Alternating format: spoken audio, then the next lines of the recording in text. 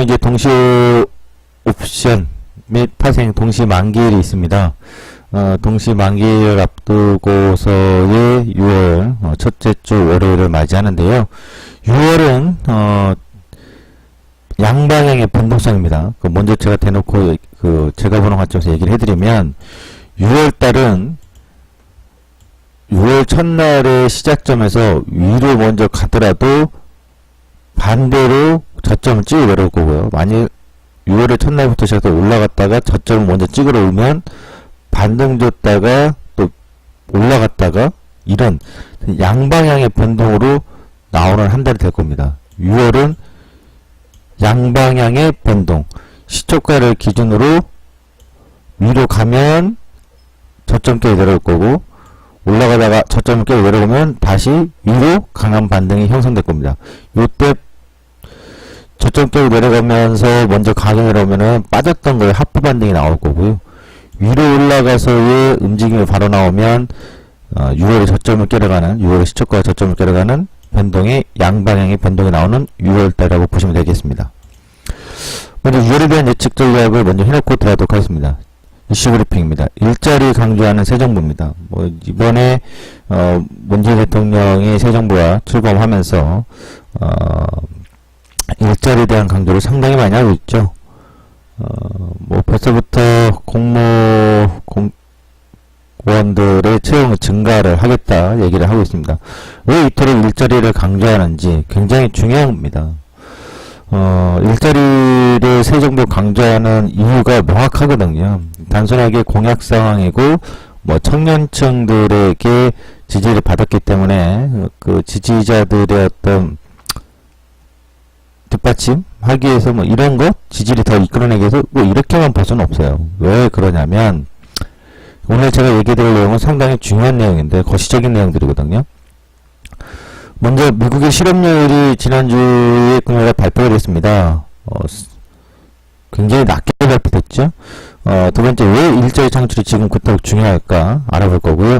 세 번째, 주요국 생산 가능 인구 추이 이런 걸 알아보면서 왜 우리 증시의 상승이 온전한 상승이라고 보지 않고 있는지에 대한 이유는 바로 또 하나의 답이 있다 이렇게 보시면 될 것 같습니다. 먼저 미국의 실업률입니다. 미국의 실업률이 이번에 발표된 게 지난달보다도 더 낮은 4.3%입니다. 양적 완화가 시행됐던 시점부터 지금까지 10%의 실업률이 2009년도에 나타났었죠. 양적 완화가 언제부터 시작이 됐던 거죠? 실질적으로 2008년도 11월에 논의해서 2009년도 봄에 이때 시행됐잖아요. 그러면서도 실업률은 아랑곳하지 않고 계속 증가했습니다.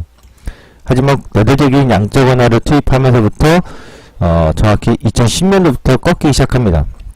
그 양적 완화했던 시점이 지수 자산시장의 바닥을 형성을 해주고 지표는 약 1년 정도 뒤부터 실업률이 감소하는 추이로 나타나기 시작합니다. 지금까지도 지속적으로 감소를 해주고 있는데요. 과거에 2001년도, 2년도에 실업률이 증가한 상태에서 뭡니까? 2001년도, 2년도에 미국의 기준금리 그린스펀이 때립니다. 기준금리 낮춰서라도 경기 부양해야겠다. 결국 그 효과는 1년 뒤에 나타나면서 실업률이 급격히 감소하죠. 실업률이 감소하는 구간에 유럽 자산시장은 엄청난 상승과 폭등을 보여줬습니다. 그리고 2007년도에요. 이때 당시가 4.4%가 최저점인데 4.4%를 보여주고 나서요. 서서히 실업률이 상승합니다.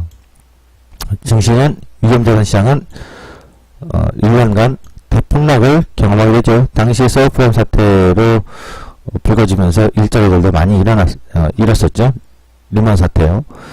자, 그리고 나서 지금 현재 보면 실업률은 계속 낮아지고 있습니다. 현재 미국 실업률의 기준을 본다면 결국 미국에서의 기준금리 인상은 기정사실이라고 봅니다. 그러니까 다시 말하면 6월달의 가능성은 상당히 높은 거고요. 6월뿐이 아니라 기준금리 인상과 더불어서 연준의 자산 축소 과정은 지속될 것이다. 다만 연준이 얘기하듯이 연준의 자산을 축소하는 긴축 과정은 몇 년간에 걸쳐서 진행될 가능성이 높다라고 얘기를 합니다. 몇 년은 걸리겠죠. 뭐, 한두 달 사이에 나오겠습니까? 한 1년 이상 걸리겠죠.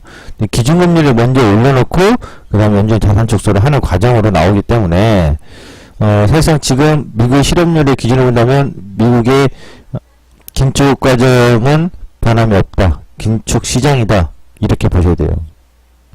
긴축 과정에서 증시가 상승하고 있기 때문에, 버블에 대한 두려움이 있는데, 그 끝은 아무도 예측하기 어려운 게 사실입니다.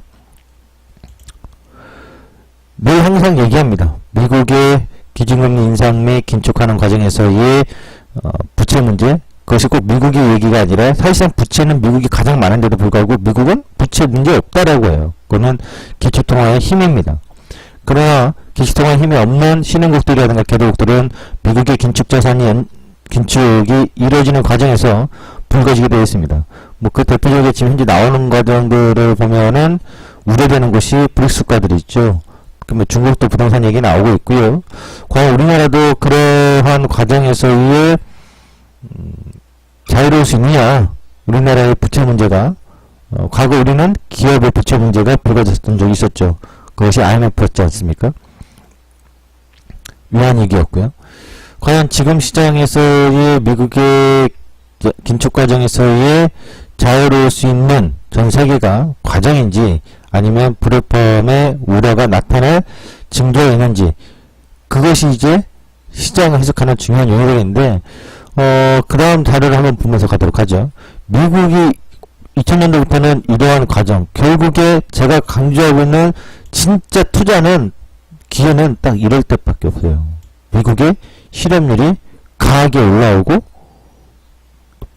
기준금리를 인하해서 대폭적으로, 정책적으로 불황의 시기를 쓸 때가 진짜 투자 시기거든요. 그럼 미국은 그렇다 칩니다. 그럼 2000년도 이전에 한번 볼까요? 번스 FOMC 의장의 시절입니다. 밀러, 볼커죠. 그린스펀. 여러분들 그린스펀까지는 압니다만 볼커까지도 알겠습니다. 밀러나 번스의 영향력 크게 잘 모르실 거예요. 사실상 번스가 상당히 중요하다고 지난번에 한번 제가 얘기를 해드렸었죠. 자, 보시면은 이 파란색이 실업률입니다. 과거 미국의 실업률, 70년대는 석유파동, 1차, 2차 석유파동으로 대변되는 거죠. 그 시장이죠. 그 다음에, 볼커는 이제 인플레이션 파이터라고 불리죠. 그린스펀. 다들 아시겠습니다만. 그린스펀의 수수께끼 얘기도 있고요. 자, 과거 미국의 70년대, 80년대, 90년대의 실업률을 보니까요. 70년대에 2차 파동이 생겼던 이 당시에 8%의 실업률로 가장 높았습니다. 그리고 80년대 초반에 실업률이 약 10%에 도달하면서 가장 높았었습니다. 그리고 91년, 92년도에 실업률이 가장 높았었습니다. 그리고 2002년도, 3년도에 실업률이 높았습니다. 그러니까 주글라 파동이라고 해서 10년 사이클 얘기가 그냥 나오는 건 아니에요. 단순하게 10년이 딱딱 떨어진다 이건 아니겠지만 10년 사이클이라는 주글라 파동의 이야기가 나오는 이유도 바로 이런 관점이거든요. 정책적인 어떤 변화라든가 실업률의 추이를 보면 10년간의 흐름에서의 추이가 올랐다 내렸다는 반복 과정이 나타난다는 얘기죠. 결국 돌이켜보면 미국의 실업률이 가장 높았을 때, 미국의 실업률이 가장 높았을 때 뭐예요? 증시 바닥에 가깝다. 최고의 투자 시기가 되는 거죠. 90년도도 마찬가지예요. 91년도, 92년도에 가장 좋은 투자 시기였고요. 01년도, 02년도에 가장 좋은 투자 시기였고요. 81년도, 82년도에도 가장 좋은 투자 시기였습니다. 바닥이었으니까. 지나가 보니까 그때가 결국 바닥이었기 때문에 증시는. 그러니까 실업률로 본다면 지금의 낮은 실업률은 최적의 투자 시기입니까? 오늘 내일 당장의 지수가 빠지고 오르고 내리고에 대해서는 좀 말하기는 어렵겠습니다만 결국 거시적으로 본다면 지금은 최적의 투자 시기가 아니라 자신의 자산을 지키거나 현금을 잘 보유하고 있거나 리스크적인 하방에 대한 우려 심리를 갖고 계셔야 되는 게 맞다고 보는 거죠. 지금은 달러들 불구덩이 속으로 뛰어드는 것밖에 안 된다고 보는 거예요. 미국 실업률이 가장 낮다 떠들 때, 가장 낮다 떠들 때 증시의 큰 변동과 불협화음들 리스크는 어디서든 돌파할 것으로 나타났습니다. 미국 자체에 보면 이제 대표적인 게 2000년도에 기술주 거품이 되겠죠. 87년도에 블록문제가 있는 거고요. 이 사이에서 우리나라 같은 경우는, 동아시아 같은 경우는 IMF를 먼저 선조정 받았었고요. 중남미 같은 경우는 80년대 초반에, 그 다음에 80년대 후반에 러시아도 그렇고 세계 각국에서는 위기가 발발이 나타났단 말이죠. 자, 그렇다면 이건 미국에만 적용되는 거 아니냐, 실업률이라는 게. 미국에만 적용되기 때문에 다른 거 아니냐. 그렇다면 지금 미국은 하는 얘기는 결국에 북구덩이 속으로 불을 막 띄우는 거기 때문에, 그래서 그 버블이 더 강해질 수도 있다는 얘기 아닙니까? 상대적으로 얘기하면. 이게 맞습니다. 상대적으로 얘기하면 미국이 더 불구덩이 속으로 더 뛰어들으라고 땡기는 거고, 더 튈 수도 있어요, 미국은. 끝을 아무도 모르니까. 그러나 그것이 곧 최적의 투자 시기는 아니라 트레이딩의 시기다라고 저는 보는 거죠.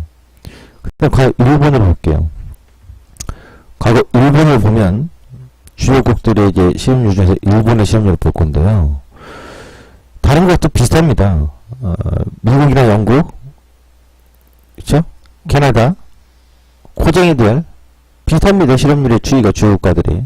과거 90년대에 보시면 여기서 특이한 게 하나 있죠. 일본은 93년도, 94년도, 95년도, 96년도, 97년도, 2000년도까지 실업률이 계속 증가합니다. 바로 이거 미국하고 일본하고 비교하는 건데요. 일본인들이 일을 안 하고 게으른 민족은 아니잖아요. 특히 아시아 쪽 민족 사람들이 게으른 민족들은 아니거든요. 근데 미국의 실업률은 통화정책하고부터 그런 사이클로 쭉쭉쭉쭉. 그러니까 과거 이 80년 인플레이션 때 볼코 시장 있을 때 가장 높은 실업률을 보여줬는데 10%대. 이 10%대는 언제 보여준 거예요? 또 한 번? 이번 08년도 서브프라임 사태 때 10%의 실업률을 보여줬죠. 두 번째죠. 일본은 90년대부터 실업률이 상당히 높아졌습니다. 바로 그때부터 일본은 잃어버린 10년이 되어버린 겁니다.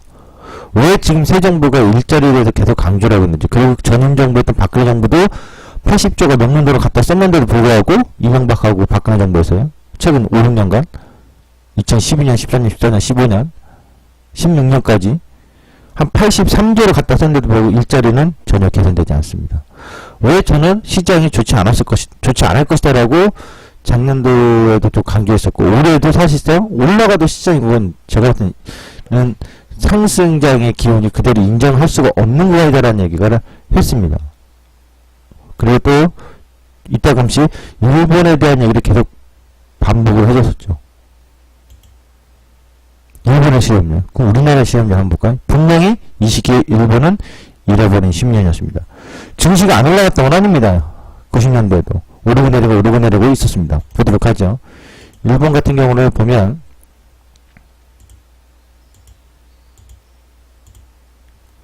90년도에 안 오른 건 아니에요. 올랐었어요. 오르고 내리고 전고점도 더 뺐었습니다. 96년도에 2000년도까지 내리막길만 탄 건 아닙니다. 분명 오르고 내리고 상승 하락의 큰 박스를 보여줬던 거죠. 일본이라는 나라가. 잃어버린 10년이 잃어버린 20년이 되어버렸었죠. 어쨌든 잃어버린 10년의 구간을 굉장히 주목해야 됩니다. 실업률이 강하게 증가했기 때문에. 우리나라 실업률입니다. 2000년도부터입니다. 2000년도 이전에는 사실 IMF 때 우리나라가 12%의 청년 실업률이 나왔었거든요. 상당히 높았죠. 12%입니다. 80년도부터 IMF 때까지요. 2000년도 이전까지 우리나라의 실업률이 상당히 낮았었다가 95, 96, 97, 98 이 4년간 실업률이 엄청 폭발하면서 10%를 넘어선 적이 처음입니다. IMF 때. 그리고 2000년도 이후부터는 실업률이 청년 실업률이죠. 전체 실업률하고 청년 실업률하고 나눠놨습니다. 청년 실업률은 30살 이하죠. 그 다음에 전체 실업률은 15살 이상부터인데 청년 실업률이 상당히 중요합니다. 전체 실업률보다도요. 우리나라는 우리나라나 일본도 마찬가지예요. 전체 실업률보다는 청년 실업률이 중요합니다. 아베노믹스라는 얘기가 나오는데 아베가 왜 지지가 높냐면 바로 청년 실업률을 해결하기 위해서 대대적으로 청년 실업률을 낮추는 경제정책을 폈거든요. 그것이 곧 아베가 지지율이 높아지고 경제성장에 이끌어냈던 하나의 포인트가 됩니다. 우리나라는 보시면 2000년도부터 2007년도까지 민주정부의 참여정부라고 볼 수 있겠죠? 이때까지 청년 실업률이 그렇게 높지는 않았습니다. 전체적으로 높은 편이긴 한데 이 시기에 어떻습니까? 그냥 급증을 하고 아니라 등락을 보여준 상황이었죠. 그리고 전체 실업률 자체도 이 시기에 3%대에 계속 머물렀습니다.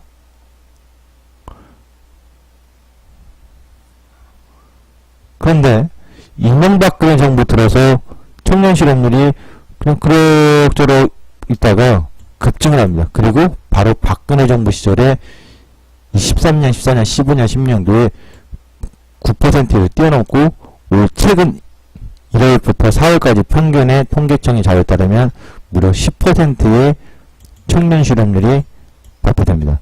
이거는 IMF 때와 같은 당시 IMF 때 12.2%였는데 청년 실업률이 지금 10.9%입니다.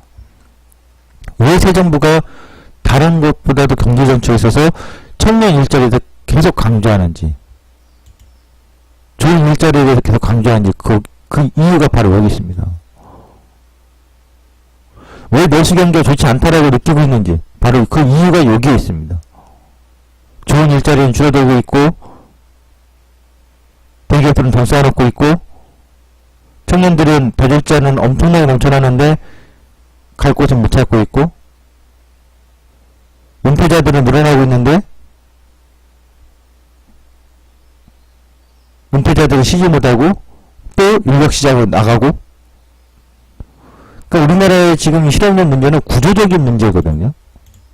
이 구조적인 문제는 과거에 우리가 경제성장 롤모델을 일본에서 세웠기 때문에 일본의 경제성장 롤모델과 상당히 유사하다고 해야 됩니다. IT가 일자리 창출을 그렇게 많이 하는 산업은 아닙니다. 제약도 마찬가지죠. 근데 좋은 일자리는 계속 줄어들고 있는 사실이 추이고요. 그래서 우리가 뭐 4차 산업이라든가 신성장 산업이라는 얘기를 계속 하는 이유도 좋은 일자리를 자꾸 제공을 해줘야 청년들이 더 구직활동을 열심히 하고 좋은 일자리에 취업을 하게 되는 건데 그게 지금 맞물려 있지 않다는 거죠. 현재 우리나라도 일자리가 있긴 있습니다. 근데 대부분 청년들이 기피하는 일자리들이죠. 어쨌든 현재 박근혜 정부 들어서 실업률은 계속 증가했습니다. 실업률만 우리나라도 본다면 우리나라 실업률만 본다면 우리나라는 IMF 때 12.2%고 현재 10.9%이기 때문에 증시가 실업률 미국의 증시 추이로는 실업률로 본다면 미국에 비교를 한다거나 일본으로 본다면 그렇게 뜨거울 만한 증시가 상승의 요인이 될 만한 뒷받침의 근거는 사실 강하지 않다는 얘기죠. 미약하다는 얘기로 봐야 되는 거죠.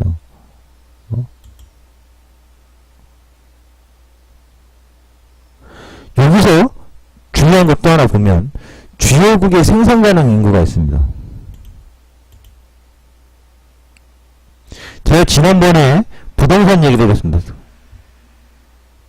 주택가격, 상업지 가격 해가지고 부동산 얘기 해드렸었죠. 인구 변동하고의 주택지 가격의 추이를 잠깐 살펴보면 이거 일본입니다.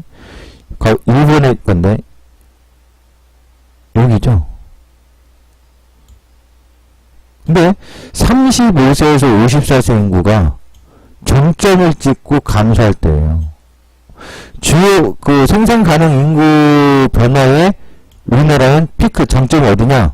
2000? 우리나라. 지금 통계 자료마다 다릅니다만 2017년 요 전후거든요. 그러니까 우리나라가 상징적으로 5,8년 그때 얘기하는데 바로 2017년의 정점 기준으로 우리나라의 생산 가능 인구가 꺾입니다. 일본은 90년대 초반부터 꺾기 시작했어요. 중반부터, 초중반부터. 그러니까 사실 일본의 경제적인 롤모델 따르면 우리나라가 항상 나오는 얘기들이 20년의 시차? 이런 얘기 하잖아요. 기술력으로 뭐 10년의 시차 이런 얘기 하고요. 그러니까 현재 우리나라의 실업률의 구조적인 문제, 이거는 지금 단순하게 뭐 재정을 투입하고 한다고, 문재인 정부도 마찬가지고 박근혜 정부도 마찬가지지만 재정 투입만으로 해결될 상황 아니야. 그건 급한 불을 끄는 상황인 거고요.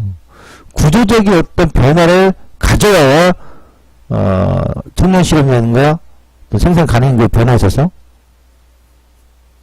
큰 그림의 줄기가 바뀔 겁니다. 물줄기가. 여기서 보면 미국 같은 경우는 생산 가능인구의 변화가 크게 나타나지 않습니다. 오히려 더 증가합니다. 이 이민국, 이민. 그러니까 우리나라 이 아시아 쪽 민족들은 이민이라는 것에 대해서 그렇게 개방적이지가 않아요. 아직도 우리나라도 보면은 그 동남아시아 사람들이라든가 외국에서 우리나라에 노동하러 온 사람들 보면 아직도 인식이 일부 다 그렇지 않겠지만 아직도 인식이 그래요. 외국 노동자에 대한 인식이 좀 호연되어 있지 않다고요. 다문화 가족에 대해서 그렇게 포용력이 높지가 않아요. 미국은 이민사회잖아요.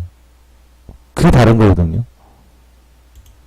결국 생산 가능 인구가 줄어들고 있고 청년 실업률은 일본의 10년과 동일하게 가고 있고 이번에 문재인 정부가 정말 중요한 거예요. 문재인 정부가 이번에 그 이명박근혜 때 실업률, 청년 실업률이 높아지고 있는 이 실업률을 잡아서 청년들의 좋은 일자리 창출을 계속 만들어낸다면 우리는 일본을 따라가지 않을 겁니다.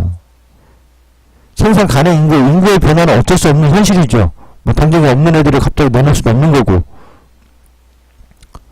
그러나 일자리 부분에서의 변화만 가져오더라도 상당 부분 좋은 평가를 경제적으로 받을 건데 일단 현재까지 일본의 과거 잃어버린 10년의 그 시점과 우리나라의 현재 이 시점은 굉장히 유사하다고요. 설상 이명박근혜 정부 시절에 박근혜 대통령이 대통령 되지 않고 당시 문재인 대통령이 됐다 한다면 저는 이런 우려를 크게 걱정하지 않았을 거예요. 그런데 10년간 똥차 두 개가 똥을 퍼질러 놓은 게 있기 때문에 하나는 최순실의 국정농단으로 하나는 4대강 및 자원외교로 속속 밝혀질 똥들이 보통 똥이 아닙니다. 가스가 폭발할 정도의 강한 똥들이기 때문에 이거 뒤치닥거리에서 밝혀내야죠. 두 번째, 청년들 일자리 시급하게 개선해야죠. 새 정부에 대한 기대감이 여기에 있는 거거든요. 이런 기대감 맞물려 지금 증시가 상승하고 있는 건 맞는데 중요한 것은 이 생산 가능인구의 변화는 새 정부가 어떻게 할 수가 없어요. 그리고 주택가격도 마찬가지예요. 이건 어떻게 할 수가 없어요. 다만 일자리 부분에 있어서는 노력을 해서 가능한 어떤 변화를 줄 수 있겠습니다만 근데 중요한 건 바로 이 생산 가능인구와 부동산 주택가격입니다. 우리나라는 자산시장이 주식이나 금융시장보다는 부동산 쪽에 워낙 집중되어 있기 때문에 이 부분에 대해서 이제 8월 때까지 어떤 특단의 대책을 준비하고 있다고 하는 거죠. 근데 제가 볼 때는 그 전부터 준비가 돼 있다고요. 문재인 정부에서 부동산 정책은 어떨 것이라는 거의 가이드에 나와 있는데 세부적인 거 그리고 장관들 인선이 끝나는 과정 그거를 예상해서 가이드라인을 8월에 얘기하겠다. 8월에까지 뭐 준비해라 이런 얘기죠. 사실상 거의 다 준비는 돼 있다고 봐요. 그럼 결국에 완화가 아니라 규제를 할 거예요. 특히 DTI도 중요하고 LTV도 중요한데 특히 LTV에 대해서 상당히 많이 조정이 있을 것 같고요. 그 다음에 DSR 부분도 마찬가지예요. 총량계 규제 들어갈 거라고 봐요.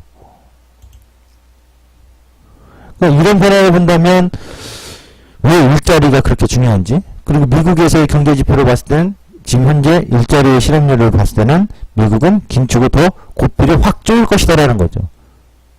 그리고 우리는 바로 이러한 어려운 국면에 새 정부가 출범을 하고 있는 과정이기 때문에 그 기대감에 대한 건 새 정부에 대한 기대감이 있습니다만 이것이 바로 경제의 호전이나 변화로 나타나기에는 어렵지 않겠느냐. 그러니까 지금 증시가 상승하는 요인들을 보면은 좋지 않은 국면에서도 주식시장은 뜨거웠단 얘기죠. 이게 하나의 아이러니예요. 실업률은 사실상 이명박근혜 정부 시절부터 7.5, 8.0, 9.0, 8.0 계속 증가하고 있잖아요. 벌써 잃어버릴 5년이 돼버린 거예요. 이명박근혜 시절부터. 과연 문재인 정부가 일본의 잃어버린 10년을 따라가지 않고 우리나라는 잃어버릴 5년으로 끝내버릴 거냐. 이게 주목돼야 되겠죠. 그 시기는 아마 내년 정도에 가늠자가 나오지 않을까 싶어요. 내년 상반기 정도에 뭐 부동산 시장 및 한국의 실업률이나 청년 실업률의 대책 문제, 일자리 창출에 대한 가능성, 우리나라는 일본을 따라가지 않고 잃어버린 5년으로 끝나고 사실상 새로운 시대를 도약할 수 있는 힘을 맞이할 것이다. 아니다. 우리도 결국은 새 정부가 들어도 해결하기 쉽지 않겠구나. 어떤 평가는 저는 내년 정도에 나올 거라고 본다고요. 그래서 현재 주요국들에 대한 이 생산 가능 인구, 실업률에 대한 주의, 왜 일자리가 이렇게 중요한지에 대해서 제가 설명드렸습니다. 그러니까 미국은 긴축가정 맞고요. 우리나라는 왜 이렇게 중요할까요?